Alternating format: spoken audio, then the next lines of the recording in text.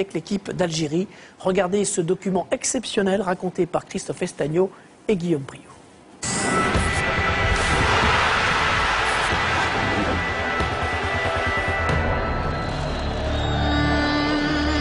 Joueurs, 40 millions d'Algériens et bien plus qu'un match de football.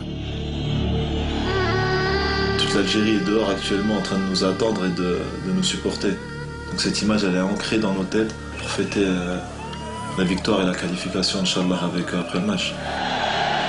On n'est pas des joueurs, on est des ambassadeurs. Quand on voit qu'est-ce qui se passe, tu te dis c'est bon, c'est pas un match de foot, tu vas en guerre, on dirait... C'est l'image qui parle d'elle-même, quoi. Jeudi dernier, au moment où l'équipe algérienne atterrit au Caire, tout semble pourtant si calme. Certains supporters posent devant les photographes. Des scènes de fraternité rassurantes entre deux nations qui partagent la même langue, la même religion. Nous sommes des frères pour toujours. Mais entre l'Algérie et l'Égypte se joue une unique place en Coupe du Monde. Un ticket si convoité qu'il engendre les pires excès. Un piège se prépare. Des supporters égyptiens incontrôlables et des policiers débordés, incapables de protéger les Algériens. C'est la police qui a frappé là. Ils nous ont attaqués là. Au lieu de nous protéger, ils ont commencé à nous frapper. Ça se peut pas. Ça se peut pas. Moins d'1 kilomètre sépare l'aéroport du Caire de l'hôtel des footballeurs algériens. Un trajet à haut risque, filmé par l'un des joueurs sur son téléphone portable.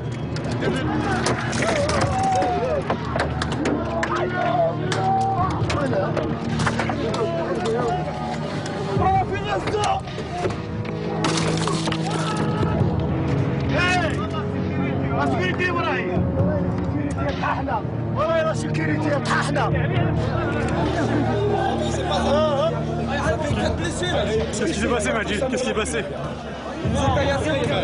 Comment imaginer que ces hommes ensanglantés qui descendent de leur bus ne sont venus jouer qu'un match de football? 4 joueurs blessés. Et sur le coup, la colère qui monte.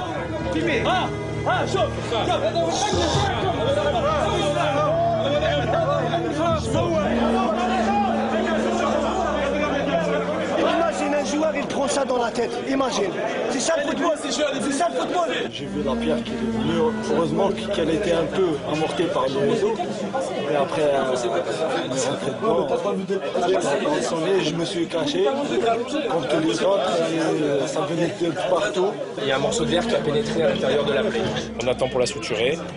Qu'il y ait une constatation de la FIFA.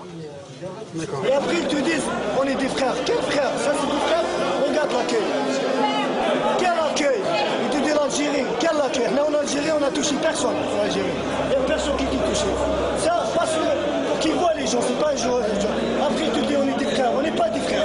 On va la gagner. On va la gagner. On va gagner. On va gagner.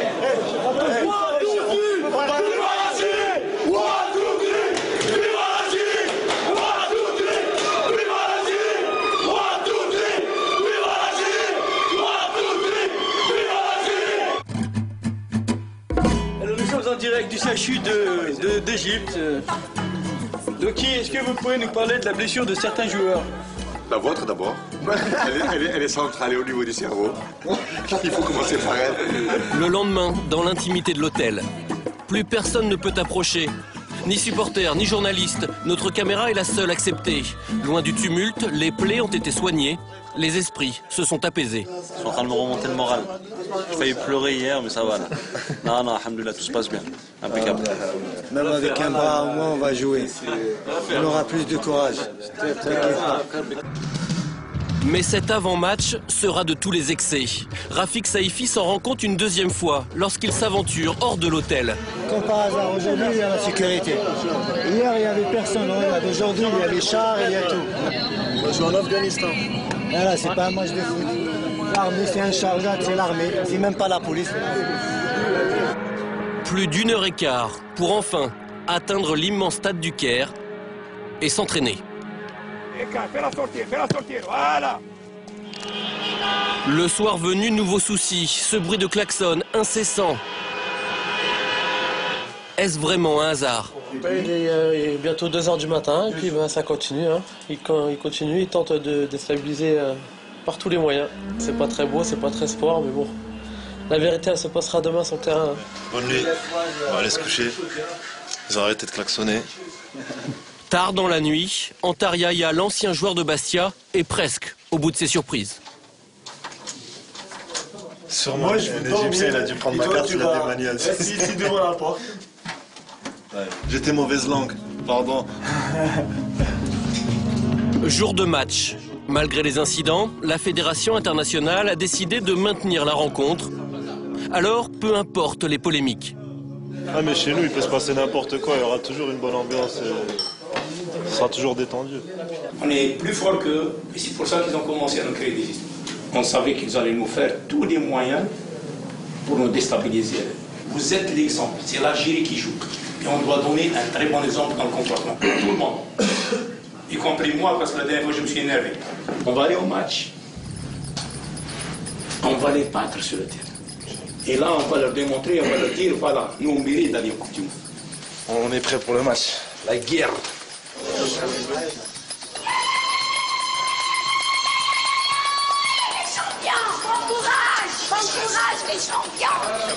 Partout à Alger, partout dans le pays, des places de village au restaurant, un peuple espère.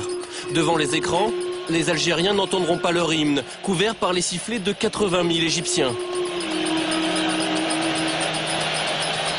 Mais ils assistent aussi impuissants que leur équipe nationale, au pire scénario possible. Première alerte dans le périmètre algérien, ça a failli être l'ouverture du score. Et Louinas Gawawi en 2 temps. Le premier but des Pharaons, dès la 2e minute. Une défaite par un but d'écart qualifie toujours l'Algérie. Mais il suffit que l'Égypte marque une 2e fois pour que les deux équipes se retrouvent à égalité parfaite au classement. Tout serait remis en cause, un match d'appui deviendrait nécessaire. On joue la dernière minute du match. C'est bien joué par Bouguera, une fois de plus. Oh là là, technique, oh là là là là. Égalisation égyptienne alors qu'on jouait les arrêts de jeu. Ainsi est fait le football.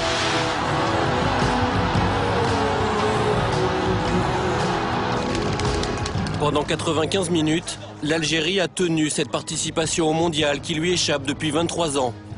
Puis le piège s'est refermé. On jouait comme des invalides de guerre, mais qui ont tenu leur rôle. Il faut vraiment les féliciter, ces garçons. On est fiers d'eux. Tard dans la soirée, dernier remerciement aux supporters venus les encourager. Une minute du bonheur. Mercredi au Soudan, sur terrain neutre cette fois, les Fennecs auront une 2e chance. Ça fait mal, c'est très dur à digérer, mais on n'a pas le choix. Il faut récupérer très vite. On part demain au Soudan. On va gagner au Soudan, Inch'Allah. Sur le chemin du retour, un éternel recommencement, de nouveaux jets de pierre.